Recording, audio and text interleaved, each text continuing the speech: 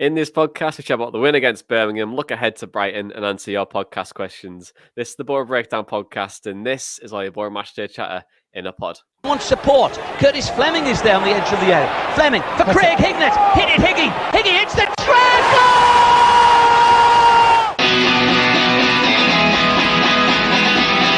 Avenelli coming alive again. Juninho wants the ball played to him. Avenelli spots out Emerson!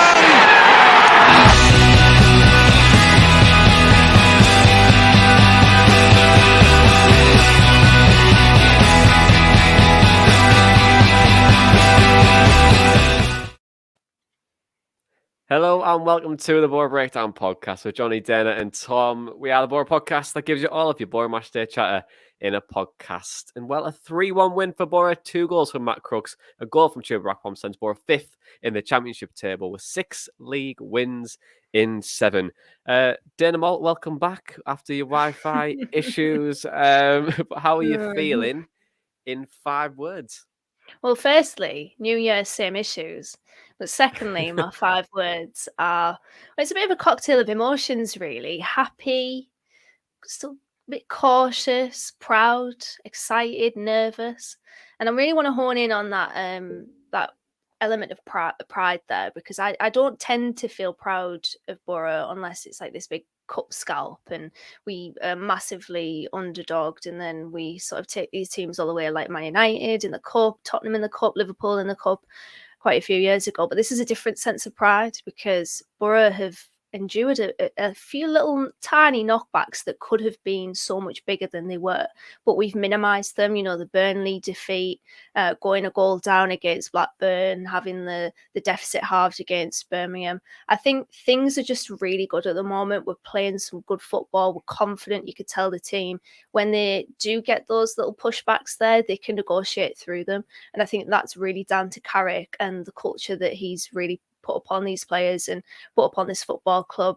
I said it on Tees yesterday that you can point all of these tactical implements to games, but at the end of the day, if the players don't want to play for you, and if the players don't believe that they can play to the maximum ability, then you can only get so far. So really happy with how things are going. It was a really good victory yesterday against Birmingham, and yeah, just really excited for the future, but still a little bit of caution there because Chris Wilder did exist and zapped all of the fun out of earlier on in the season. So I'm a little bit burnt still from that, as I've mentioned before, but all in all, really good. And I'm glad that I'm back after my Wi-Fi issues the last pod. Well, I'm going to come to you in a couple of minutes around Carrick and what you think of him so far. But I mean, you've given him a glowing reference, so can't wait for you to absolutely tear him apart in a couple of minutes. Tom Green, fresh from 7-a-side this evening. How are you feeling in 5 words? I want to say letting myself get carried away. I think the kind of key thing Dana's just said there was caution, and I think as Boro fans we probably get used to that over the years. It looked really positive a couple of years ago under Warnock, and then we didn't quite make it, and then looked really positive under Wilder, and then fell away second half of the season and never came back. But I don't know, something feels different with Carrick. I'm hoping it's kind of more the upwards trajectory that Karanka had, and we can all kind of just get carried away with that again rather than anything similar to Warnock and Wilder. But early signs so far, the football's really enjoyable to watch. We're playing really well, and I don't know, it's just everything you could want as a fan at the moment. And then just to get that win yesterday, and up to 5th, we were briefly 4th until Watford decided to score late against Norwich. Who would have thought a couple of months ago that we'd be in this position? It's absolutely fantastic. It is. We are absolutely flying. I think my words are going to be the same words I had for the last 2 podcasts because we're still winning, and I want to keep it if we're winning. So we're going Sizzler, baby, to go make it 5. But no, look, we're playing really well at the moment, aren't we? And the one thing I'm really impressed by, well, maybe not 2 things. I think one is how we control games now. It's not just game management, it's control. How can we get the most out of what we've got? How can we limit the attacks from that position? But how can we control with and without the ball? And I think we're doing that really, really well at the moment. and it shows in the game. And secondly, I think just what you alluded to earlier, Dan, I think just culture of what Carrick's trying to bring in, that real safe space, that environment of if you make a mistake, it's absolutely fine. We'll get out of it as a group and we'll go on and try and get a performance. And there's a nice little stat, which I'm going to come to Tom in just a moment about what we'll talk about it. But Dana, I want to hear some overall assessments from you because one, you went to Blackburn, really enjoyed yourself, and you had so much to say about Michael Carrick, but you couldn't. So let's go to that first. So talk to me about Michael Carrick. What makes you such a Carrick fangirl at the moment? I wouldn't say a Carrick fangirl. I'm just going to press pause on that for the moment, just because, Chris Wilder, and I like Chris Wilder. But I think what's impressed me the most so far is how he's been able to completely flip the script with our away form. I remember putting out a thread on Twitter when he was announced. This was just after the Wigan game, so that was the first away win of the season at that point. And that was still a significant problem. I mean, looking at our away form before Carrick, it was second from bottom. Only Huddersfield had a worse away record than us. We'd only picked up 4 points, 1 win, 1 draw, 5 defeats in 7 games. Now we're on 14 away games played. So we've had 6 under Wilder, 1 under Leo Perkovic, and then 7 under Michael Carrick. And look where we are now, 7th, 19 points accumulated, 6 wins, 1 draw, 7 defeats. And we have had to get through some difficult away games. We absolutely wiped the floor with Blackpool, Norwich. I know they're in they weren't in the best of forms, but they still have players that can easily get them through games. And I think they were probably in that era of having their top quality players drag them through despite them not playing well, and we managed to get that late winner with Crooks. And then we've had Blackburn third in the table, or I will say I feel like that's a false position. They are the most 10th place, third place team I've ever seen. And then yesterday at Birmingham, who have or were at least in really good form under John Eustace. The one appearance for Middlesbrough, John Eustace back in the day. So we've had to negotiate some really difficult away games, and we've done that. I'm pretty sure I'm missing out one, but really, really good so far. How he's been able to completely change the narrative away from home, that's really difficult to do, and he's managed to do that, and that's a really big tick in the box. And yeah, it's just that feeling of the players really like playing for him. I mentioned last week, Akpom's going to renew his contract because he absolutely loves playing under Carrick. I feel like you can get those vibes and that energy off a lot of the players. So he's just embedded this really good culture. And I said on Tees yesterday that Warnock had the man management side absolutely nailed, but towards the end, tactically, he was found out. We stagnated. It was the opposite under Wilder. He didn't have the man management. It was us versus them mentality. It wasn't a good culture at the club, but tactically he got it spot on. Even towards the end of his reign, I don't think you could say Boro were playing terribly. It was a bit of a conundrum because statistically, we were up there in terms of expected goals against. But Carrick has found a really good balance. And that is absolutely credit to him. He could have panicked against Blackburn at half-time when I don't think it was working with Forss out wide. He could have panicked at half-time against Birmingham where, we were sort of nearly there, but not quite. He could have chased things. He didn't. He remained patient. He stuck by what he thought was right. And I think that's a really good thing to note, that he's patient. That's the biggest thing I've taken from it. And it's all just really good at the moment. So props to Carrick for that, because initially I wasn't particularly excited about his appointment, but he has got me excited because of what he's brought to this football club so far. So massive thumbs up. Really enjoying it so far. Yeah, and there's just so much to enjoy, isn't there? And like we were saying at the start of the show, the culture, controlling of games, the tweaks that and the refinements that we've made on the pitch and then off the pitch as well. It looks like that would give it, and he alluded to it in his post match around like having the conversation at halftime. I think he's given players just the right amount of information to go out and be successful. I think sometimes when you play too much tactically and you try and bombard players with too much information, you get that analysis paralysis, and you can't really play with that freedom, and struggle to really make an impact on games. And it's really nice to see us continue to perform, but then also again against Birmingham. We go ahead again and we win. A really, really tough, probably a tough game. In that first 45 minutes was quite stagnant. We were playing well, but just didn't get the rub of the green. But second half, we put them to bed, and another win for the Boro away from home. But Dana, how would you assess that overall performance? Because it was brilliant in the end, I guess.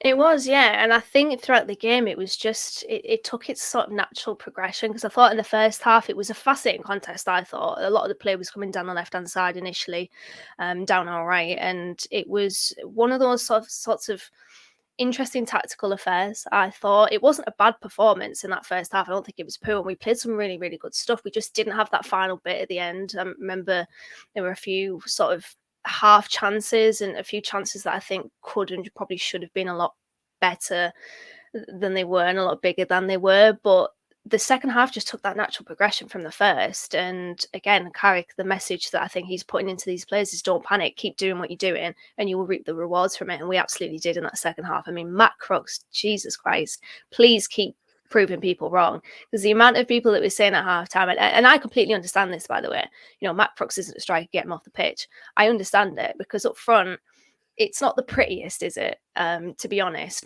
but he's a finisher and he scores goals. And Matt Crooks is he's just the best sort of player that you want at your football club, because he might not play every game, he might not start every game, but he's going to pop up with those goals. And it was the Matt Crooks show in that second half. Just brilliant. 2 goals, an assist, and a very, very good assist at that. And it was a very good second half performance. And much like Blackburn, I thought we were much better in that second half compared to the first at Ewood Park, and Boro turned it up when they needed to. And I think we did that against Birmingham as well. But we had to ride our luck, because we did just before we scored. We did ride our luck a little bit, because Bielik probably should have scored from that corner. It came up on my phone as I was watching it that they'd scored Birmingham, and then it quickly said score correction 0-0. And when I saw it play, because my stream was a bit behind, I was like, that is in. I thought that header was in. And then I think about 3 or 4 minutes later, we went down the other end and scored. So yeah, it was a good performance, a really good second half performance, and Boro absolutely were worthy of those 3 points. Tom, we speak a lot about control, and we also speak about how Boro have been effective in both boxes. But how do you think Boro were able to affect the game against Birmingham, and how did we overcome them? I just think the way we're set up to play now really benefits us, especially against. I don't think it's unfair to say that we have a higher quality team than Birmingham. So in terms of the players we've got, man for man on paper, we should be beating them. But yeah, playing that possession football against what you could say is a weaker team, I think that does generally help. We can keep hold of the ball, make the ball do a lot of the work, tire them out, and then attack them from there. And just the way Carrick's got us playing now, I think he's getting the most out of every player there, which, we were saying at the start of the season, while didn't have the squad drilled in the right way, these players don't suddenly turn poor overnight. And, I said it on the last podcast, the turnaround under Carrick, he's absolutely getting the best out of them, making them play, attractive football. And at the same time, it's effective because, like I say, we're keeping hold of the ball, make the ball do the work, tiring them out. And I think that could be also why we tend to score a lot more in the second half than the first as well. I think both physically and mentally that can take a toll on an opposition, and then we're probably in the better position to win from that point. I'm so glad that you said about second half goals, because I have such a great stat for you. So our 7 out of the last 7 out of 10 games under Carrick, we've been behind or level at the break, but we always seem to get a reaction, because we've won 5, lost 1, and drawn 1 out of those 7 games. So how do you think he's been able to affect Boro at the break, Tom? Because that is a really good record, right? Oh, it's a fantastic record, yeah. And I think I'd say half of it probably ties into what I've just said in terms of possession football. Like I say, the more a game drags on, the more tired, both physically and mentally, an opposition team will be.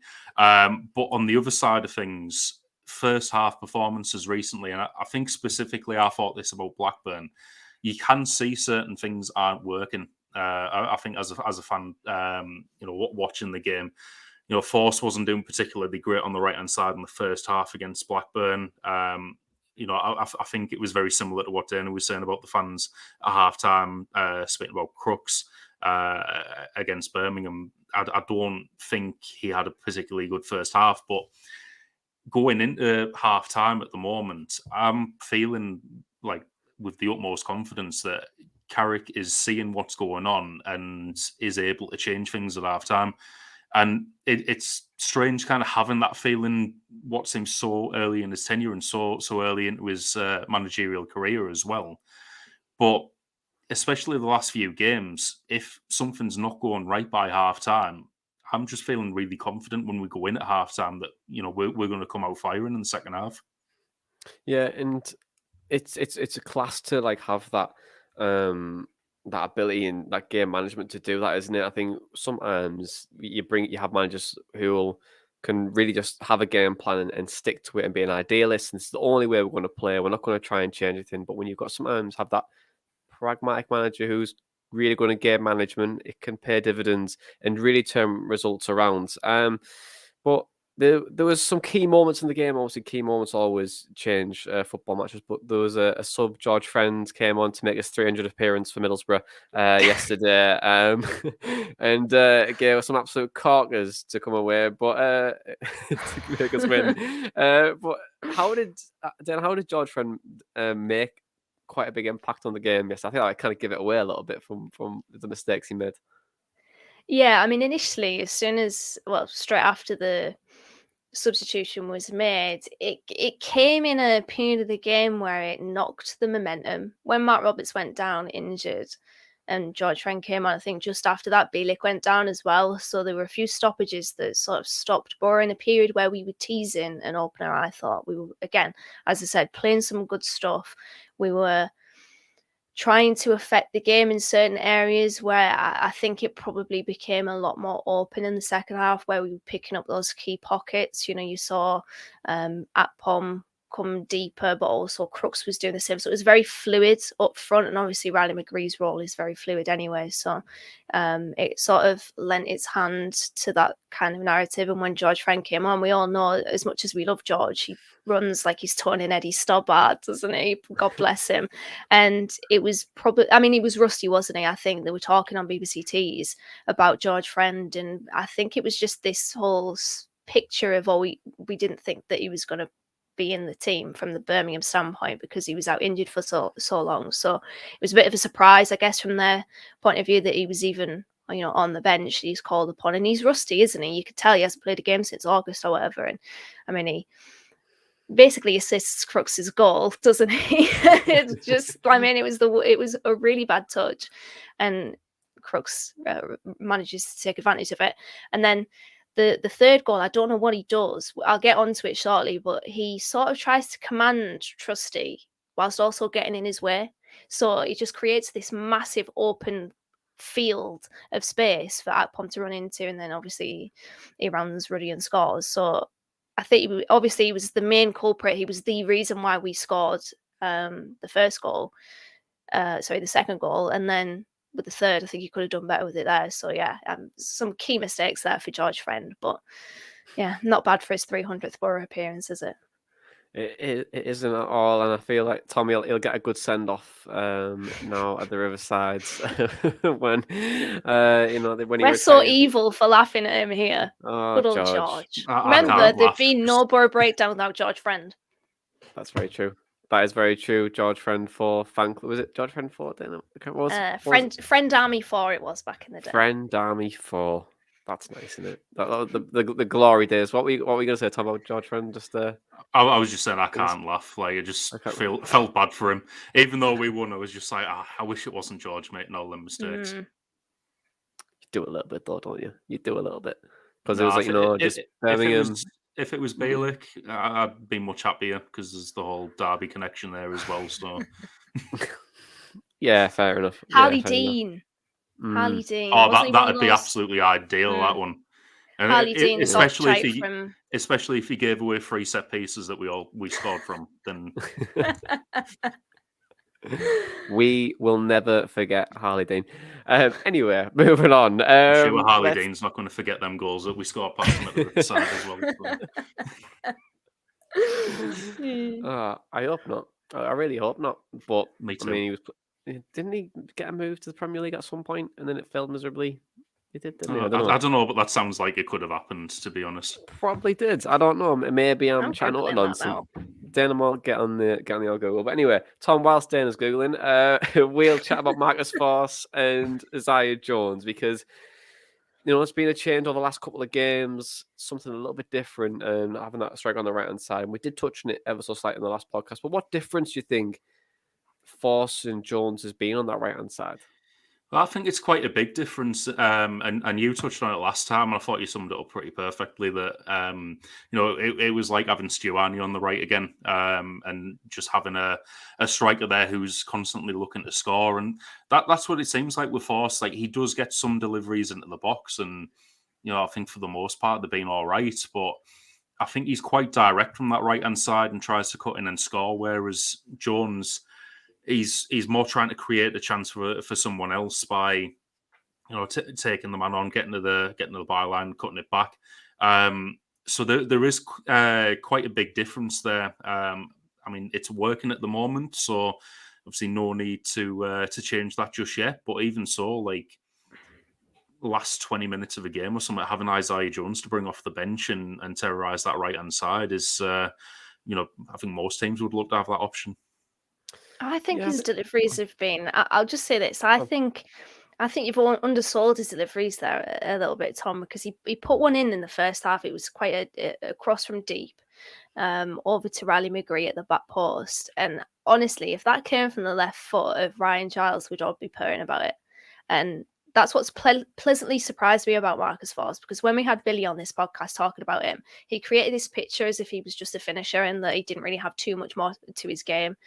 But technically, in terms of, maybe having the odd dribble, his touch, his ball control, I think, his crossing, I think it's pleasantly surprised me. So I was really happy with Marcus Forss's with his crosses. Do I want to see him play there for the foreseeable? Probably not.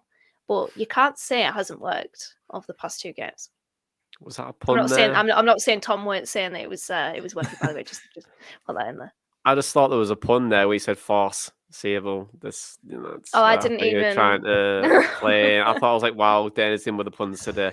I'm not that much of a genius, unfortunately. It was unintentionally brilliant. I'm going to go with that.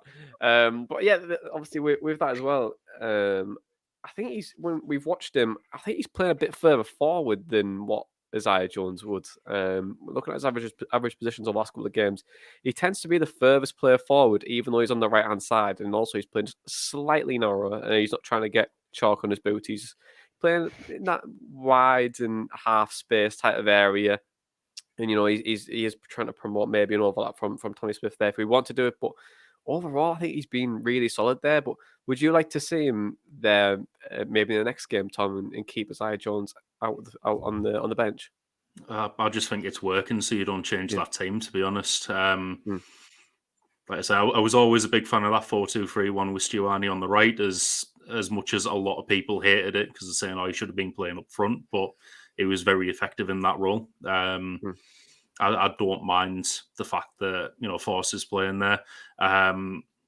He does offer something different instead of Jones, so I think as long as it's working, absolutely stick with it. Okay, then I think Michael Carrick will stick with it then. But Forss should have put Boro ahead and didn't miss a really good chance, and then Matty Crook scored 2, and then to round it off, obviously Birmingham did score, but to round off a really, really good second half performance, Akpom scored again, and he is now the outright top goal scorer in the championship. So Dana, how did Boro get that 3rd goal, and how did we round off a really good win?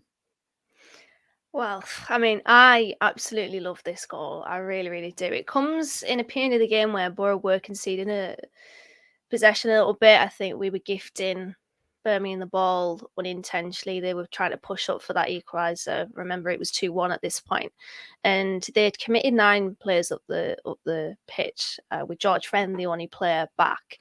And in this phase of play, they actually lose 2 duels. One of them is Bielik against Matt Crooks, and the other one is Akpom against Bellingham, I think that is. And that just triggers the counter-attack. And I think Boro were really spot on with their counter-attacks in that second half. They had a lot of conviction with them. I have no idea what George Friend and Trusty are doing there. They're just getting each other's way. I think Crooks manages to drag them both over to him, and Crooks is scanning. He's scanning for that space, and he's waiting for Jones on the outside of him. That doesn't come, that option for him on the outside. So he basically just waits it out. He slows the game down. It's what he did against Blackburn. What Crooks is very good at is to just slow the pace of the game down and then quicken it. And he did this very same pass against Huddersfield. Remember the no-look reverse ball for Duncan Watmore, one of his goals at the John Smith Stadium. He has that in his locker, Crooks. He's a very strange player in that sometimes he can have the touch of a trampoline, but other times he can pull something out like that, a really top quality ball, and he just manages to get it, I think, just behind Trusty and Friend into space for Chuba Akpom. And I absolutely love it from the pass onwards, really, because this happens very, very quickly. Akpom takes the ball in the space that Crooks has played the pass into, and he rounds Ruddy. And don't forget, Ruddy is statistically one of, if not the best performing keeper in the Championship this season. So if you want to come up against if you want to come up against a goalkeeper one-on-one, it's probably not John Ruddy, but he takes it around him at speed and just steadies the ball home. He then takes his gloves off, both of his gloves, in one single move.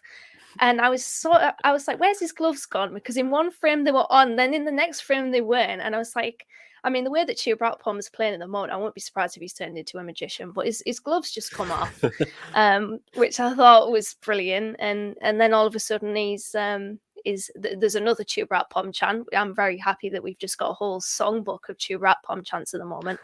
And yeah, it was just a really good goal. The pass, the speed at which we attack, the conviction at which we attack. Yeah, the pass from Crooks, the rounding Ruddy and scoring. It was brilliant. It was a really, really good goal. Unfortunately, George Friend ends up on his stomach at the end. We love George Friend, but he didn't have a particularly great second half, did he? But really good, really, really good goal. Love it. Yeah, I'm surprised he didn't tap it in, to be honest. Like, he gave us the other 2 goals, he gave us a third one, you know what I mean? He'd round it off. But no, yeah, it's really good awareness from Crooks, really good composure from Akpom, and Boro go away with all the 3 points. But Tom, in the post-match presser with Matt Crooks, he said he played up front for Accrington and Stanley was terrible. And then when Carrick and Woodgate came into the building, Woodgate did mention that he could potentially play as a centre forward, or that Roman centre forward that wanted to implement. Carrick's clearly improved him, but how has Crooks just became this piece of brilliance up front? It's really strange, because I didn't think it was going to work at all. And yeah, I mean, fair play to Woody for spotting that, like, because I don't think anyone would have seen that coming, especially in that type of role up front. Oh, here we go. Well, I did say on the Telegram chat, I am a clairvoyant, and Crooks is going to score in that second half. You are, and to be fair, you said in the podcast a couple of weeks ago that you prefer to see him up front. So you've got all the plaudits. Let's clip this just moment, Dana, and we'll put it on the socials, and we can remember it for the entirety of whenever we do this podcast still. So anyway, sorry. Tom, Matt Crooks centre forward. I was going to say, especially in this role, I don't think anyone was saying him being that effective, because I think when he came in, obviously Warnock was the manager, and you just look at him, you think, what, 6'4", 6'5" midfielder. If we're chasing a game, he's going up front with Uche, and you know, we're just going to be launching it into him.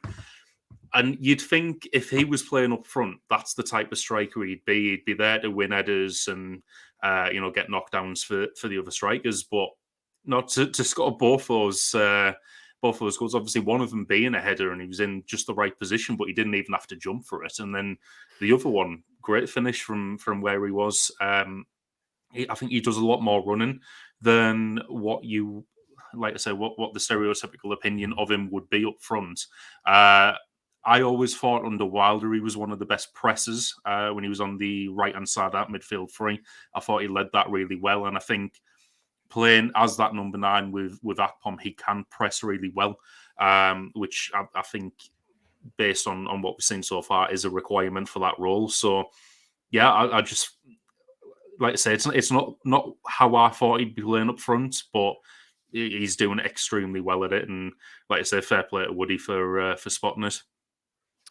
Yeah, and let's move on then, because let's go to podcast questions, because every week you send us your questions via Twitter at Boro_Breakdown, and we just hit 10,000 followers. So thank you very much for following us. If you haven't and you watch us on YouTube and you don't follow us on Twitter, get us followed. If you don't want to send us them via Twitter, send them via email at theborobreakdown@hotmail.com, or join our Telegram chat with over 298 Boro fans in there talking maybe Boro gaming, EFL, random stuff, and some transfer rumours every now and again. So the first question, it's from Paul, and he says, do you think the Premier League teams will come sniffing around Akpom and Jones this month? Dana Malt, do you think Premier League teams will come sniffing around for Akpom and Jones this month? Well, apparently they've already sniffed around Akpom, which is no surprise. Daily Mail reporter said that Southampton, Crystal Palace, and one more team, and I can't remember who, Everton it was, are monitoring him, and it's no surprise really. He's the top goal scorer in the Championship, which, can we just appreciate that for a second, because that doesn't tend to happen. Ryan Giles top of the assists. I'm going on a tangent here, but Giles top of the assists as well. We are the 3rd top goal scorers in the league. Crazy stuff. I don't know where this has come from, but yeah, I think Premier League clubs, especially those that are maybe struggling a little bit up front, it would be stupid of them not to look at Akpom, because his form has been absolutely brilliant, and he's somebody that probably just deserve that Premier League interest, if I'm honest. Such is his trajectory at Middlesbrough, and he's playing in a role that just suits him down to the ground. His ability to affect the game is brilliant. The Blackburn game, despite him not scoring, I thought his performance was good because he was able to affect the game through just being in those pockets and drawing players out of position. He's a marked man. That's what Carrick said. And I think Carrick's has managed 10 games so far this season, and Akpom scored in 9 of them. There's only 2 of those 10 games that Akpom hasn't registered a goal involvement. So his form is absolutely frightening, to be honest. And I think it would be stupid for Premier League clubs, especially those towards the end of the bottom of the table, that are struggling to score goals, that aren't looking at him. As for Jones, I'm not so sure, to be honest. Obviously, he's had not a difficult second season, just a different second season. We have to acknowledge the changes. It's a change of manager, change of style, change of formation. Things are different, and is it really that much of a surprise that Jones's performances have been different as well? I wouldn't say he's struggled necessarily. I just think things have changed, and his performances have changed because of it. But he's still a talented player. Let's not forget that. He was one of the best players in the Championship last season in terms of his creativity and his threat. So I think teams will probably be looking at that, unlock that again, and you've got a really good player. So I wouldn't be surprised if teams are sniffing around him, but I don't know. I think you have a different opinion to me on this, Johnny, but I don't think I would sell him. Or Jones, I think out of the two, between Akpom and Jones is definitely easier to replace than Akpom. I think with Jones, that he's had a different season to the previous one, but for me, I think that there's a lot to improve on with Jones, to be honest. I think his final ball can be quite disappointing at times. He can be a bit wasteful, but that's every winger who was that 22-year-old playing the Championship. Like, that's just me nitpicking, but I think he's not amazing and not like one of the best wingers in the league. He's just good, and you can easily be replaced. That's I don't know where I sit with it.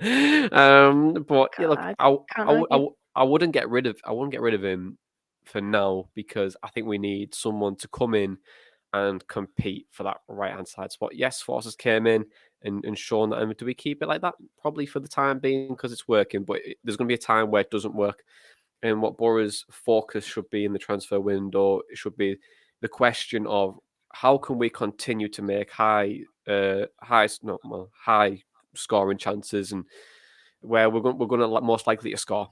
And we need to answer that question. How can we do that? It's not going to just be with the forwards, because yes, forwards do make their own luck, but they do come from these sources of the wingers or the number 10, the chance creation. How can we improve those areas first? And that should be our part of call. And I think that's why I would say Jones is easier to replace, because Akpom is doing both at the moment. He's creating his own chances and also taking the chances that we're giving him.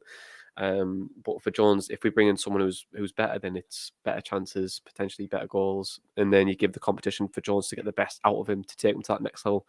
But if we had a great bid, then I wouldn't be against it, to be honest, on Jones. But on the next question, it's from Adam. He says, do you think Carrick will sign any Manchester United youngsters for depth or play in the first team? Tom, what do you think?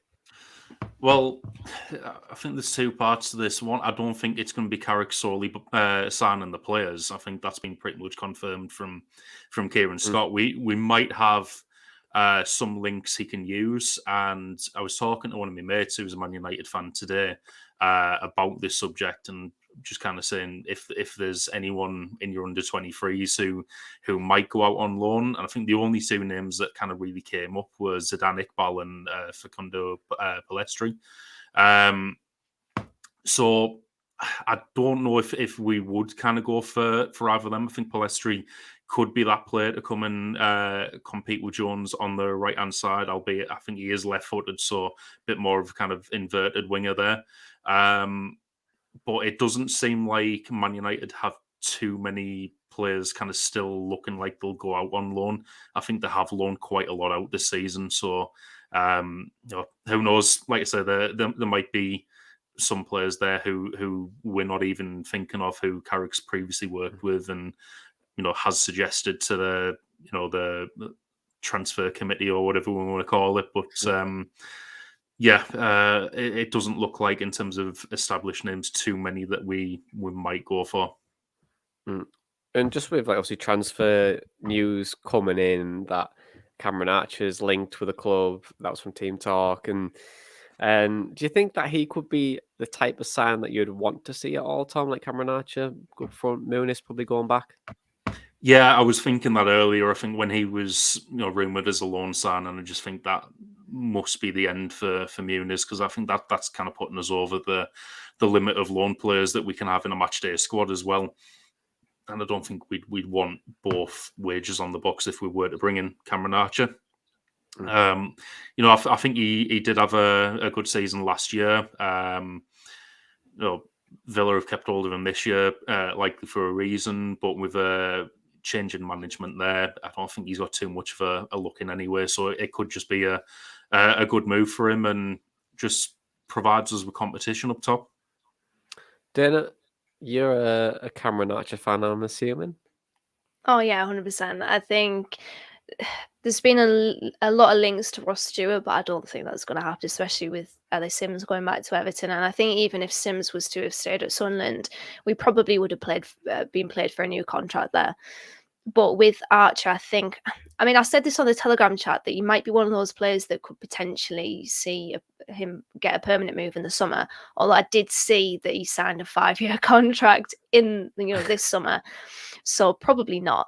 But I still think he's probably one of those players that will just give us that extra little bit of quality that we need up front, because you're looking at that number 9 position, and we probably do need some extra depth in there and extra quality. And he is a player that was fantastic on loan at Preston last season. I think their fans are gutted that he's going to another Championship club, but are kind of resigned to the fact that that's probably likely to happen, because he should be playing for a team that are sort of playoff bound or have that sort of trajectory anyway, like we are at the moment.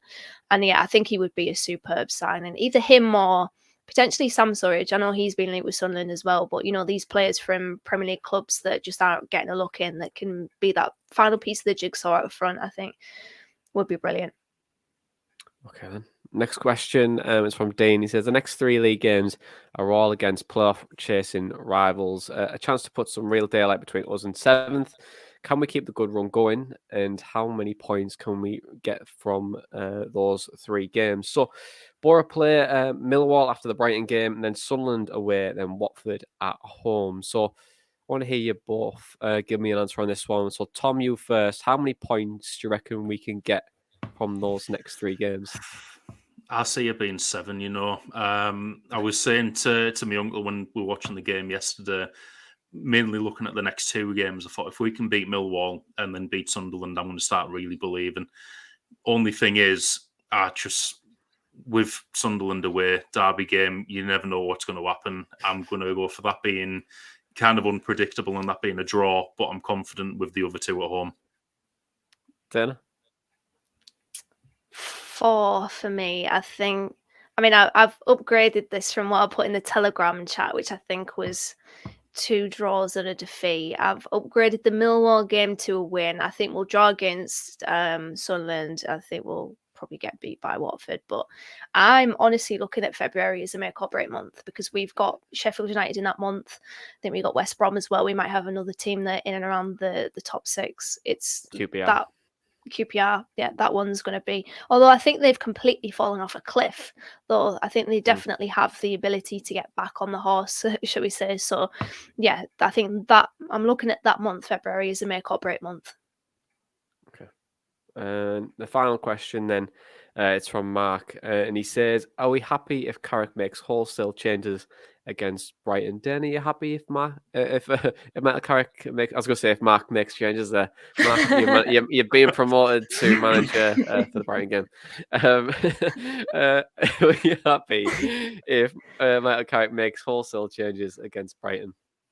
I wouldn't be too fussed about it, to be honest. I think the early rounds of the FA Cup, I'm kind of on the fence with a lot of things, a bit ambivalent, but I think it provides a really good opportunity for the likes of Paddy McNair and Matt Bowler to be able to get some minutes under their belt. Potentially Matthew Hoppy as well, Matt Clark if he's back from injury, which I feel like I'm not even sure if he is or not, but I think those players that are sort of on the periphery that have been in and around the matchday squad but not really in the team, I think it provides a really good opportunity for them to just get involved a little bit more on the pitch. And it is all about the squad. It's what Carrick said after the game against Birmingham, that it was good to give Paddy McNair and Mark Bowler some minutes because they've been working really hard behind the scenes to try to break into the first team. And yeah, I think it's probably one of those games where we could see the likes of Paddy McNair, and it's weird how he's just completely been taken out of the team, but you can't argue with it.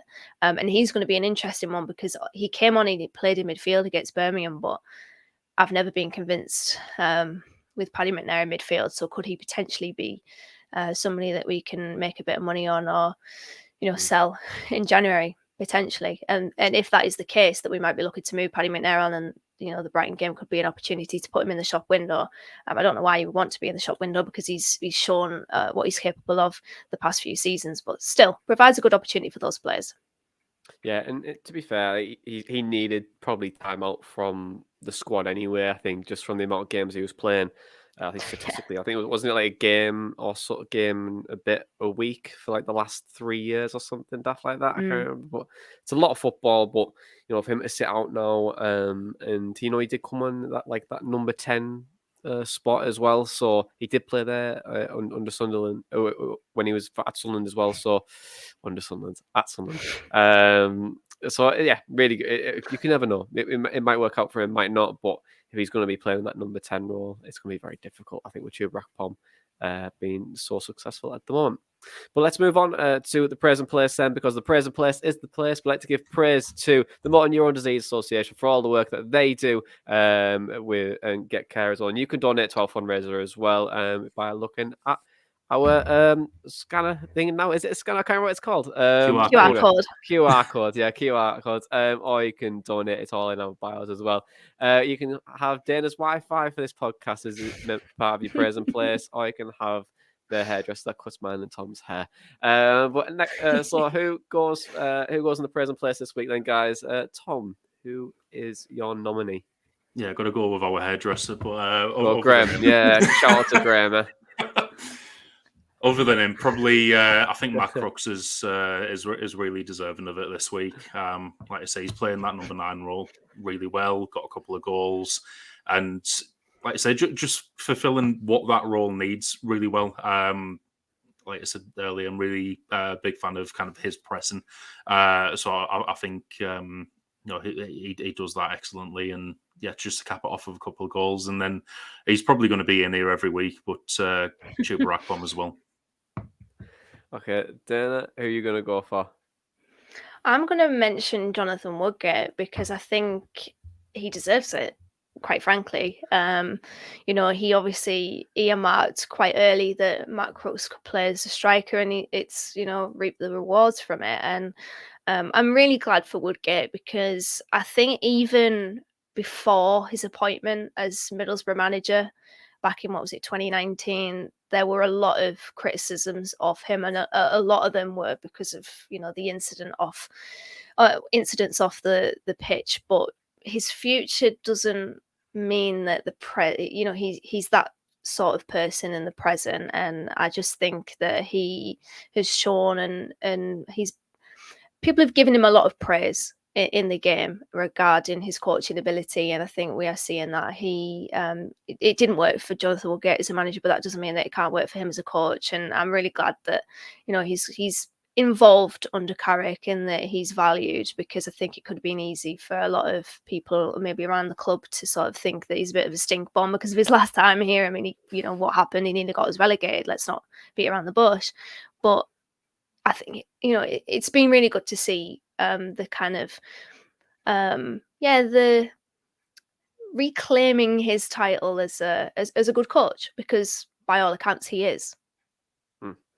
Yeah, and to be fair, he was actually going to be in my present place as well. I think just I've been warmly surprised how well he's been doing as a coach and his contributions, and it's clear that the players really enjoy working under him and under Carrick as well. And it feels like that we're just all together as a group. You know what I mean? Like, everyone's singing from the same hymn sheet. Everyone knows what they want to do. Everyone has a clear vision of what we want to play and how we want to play and how we can control a football match and how can we improve. And it's those innovative game moments as well that we've been doing, which has been really successful. And they deserve a lot of praise, like him, Jonathan Woodgate, Aaron Danks, and Mike Carrick as well. And probably, I want Marcus Forss to go in there. If he scored, I would have been the Marcus Forss fanboy again, because I've really enjoyed his performances of late. But Hayden Hackney's been excellent too. I think there's a lot of players that could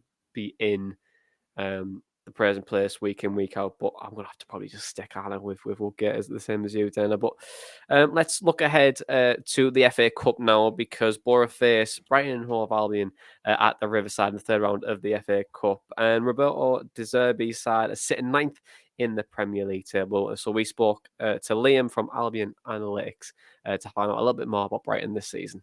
Hello Boro Breakdown listeners, this is Liam from Albion Analytics, going to give you a little bit of opposition insight, opposition analysis into what you can expect from Brighton this weekend ahead of the FA Cup third round. In terms of our season so far, it's been a bit mixed. Obviously, the Premier League was impacted more by sort of the World Cup break, so we have some players go away for the World Cup. Obviously, I'm sure many would have seen Graham Potter leaving and being replaced by Roberto De Zerbi. It's not done a huge ton in terms of what the overall style of play looks like. It's still very possession heavy, liking to build through the thirds, being nice and patient. There's now probably more of a focus of doing so with sort of two defensive midfielders and a nice double pivot, and sort of really being organised and playing lots of short passes, where maybe at times under Potter, and that's also linked to having Danny Welbeck fit at the start of the season, we'd be a bit more direct at times and playing behind. So I think you can expect Brighton to dominate a lot of the possession and maybe Boro to be a little bit more defensive.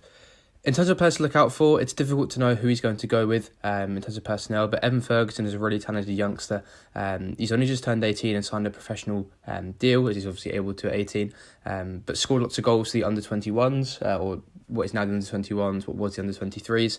Really risen through the youth ranks and is a really talented, good young player, quite tall, quite physical, very physically mature for his age indeed, and scored his first Premier League goal against Arsenal, and just a really good sort of all-round number 9. And this is the sort of stage where I definitely think we could expect to see him get plenty of minutes. And I'd add Jeremy Sarmiento to that list too. Some of you might have seen him playing for Ecuador at the World Cup. He came off the bench a couple of times, I think. Really good mover, good technical, dynamic, dribbling winger, right-footed, often likes to play off the left and cut inside, and that's what De Zerbi likes in his sort of 4-2-3-1, playing with sort of inverted wingers and a number 10 in behind sort of a number 9. In terms of predictions, it's difficult to note. I think really dependent on the sort of team that we put out. Obviously, we're now out of the Carabao Cup, so there might be a bit more focus on trying to get the cup run going, given we're in a decent position in the league. I've got decent memories actually going to the Riverside and watching Glenn Murray score the winner. I think George Friend cleared a cross onto his leg for Brighton to win 1-0 a few years ago now in what was a very bad game of football. So I think any sort of win for Brighton would be fantastic, and a clean sheet I think is very important too. Our biggest probably limitation so far under Roberto De Zerbi has been defensively. We've not been as sound as perhaps we have been before. Admittedly, going forward, we've been really good. We've scored, multiple times, scored 3-4 goals in multiple games, and that's been really exciting. So I'd back Albion to get the win here. Oh, George Friend, if it's not from us, it's from Brighton Albion as well, isn't it? He's not having a good podcast today. We are going to hell. Oh, God, I'm sorry, George. I'm sorry. You are welcome on this podcast anytime, and I will never mention the mistakes. But I forgot that Liam said that as well. So we're just, he's had a poor podcast, George Friend, doesn't he? Anyway, predictions. Emerson does the Samba and Boro on the Wembley way again. Can we beat Brighton? Tom Green, what was your prediction? Yeah, of course we can, and I'm going to try and get this out quickly because I feel like I'm on the verge of sneezing, so no one needs to hear that on the podcast. But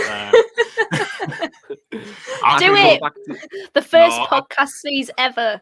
That will deafen half of our listeners, honestly.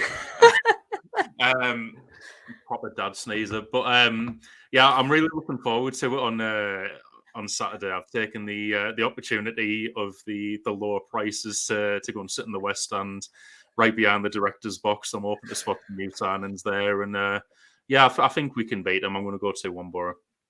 Okay, no worries, Sam. You can dad sneeze now, so just put yourself on mute. But 2-1 from Tom. Dana Malt, what is your prediction? I don't know, because I've been trying not to laugh for the past 2 minutes. You know what? I reckon, unfortunately, to downplay the mood a bit, I reckon they'll beat us. Unfortunately, I don't think it's going to be a classic game. Glenn Murray and Dale Stephens will probably return from the shadows of wherever they have been. I mean, Glenn Murray's retired, but we'll go with it. Yeah, exactly. He's on Sky, isn't he? So, he'll come back from the shadows of the Sky Sports studios, and then Dale Stephens can return from the cobwebs of Rockcliffe after he was training with us in the summer. I think they'll be us, unfortunately, but it is what it is. I can't wait for the Millwall game. I feel quite low key about the FA Cup. I've said this before in the podcast, but yeah, the early rounds are usually, but I don't really have too much of an opinion either way, to be fair. Okay, then. I'm going to go with... I think Brighton will beat us. I think they'll beat us 2-1. I can see us scoring. I think there's a bit too much quality from the Brighton side, and they are really nice to watch as well. And they're definitely a club that I would like to see us become more of over the next couple of years. I mean, who would have said that in 2016? But now look at us, still in the Championship, and they're flying high in the Premier League. But anyway, guys, thank you very much for joining me as always, and to the listeners and the viewers, don't forget to subscribe on your podcast provider. And if you watch us on YouTube and you haven't subscribed already, because there's about 35% of you that watch us every week and haven't subscribed, so get on the subscribe button and subscribe, because that can help us grow and help other Boro fans and Championship fans find us. But for right now, the Christmas tree is down, but there's a tree still standing. It's a crazy little thing called Crooks. His name is Matt Crooks, and team just can't handle him. His name is Matt Crooks. He's 6'3" and they call him the tree. Ain't ready. Crazy little thing called Crooks.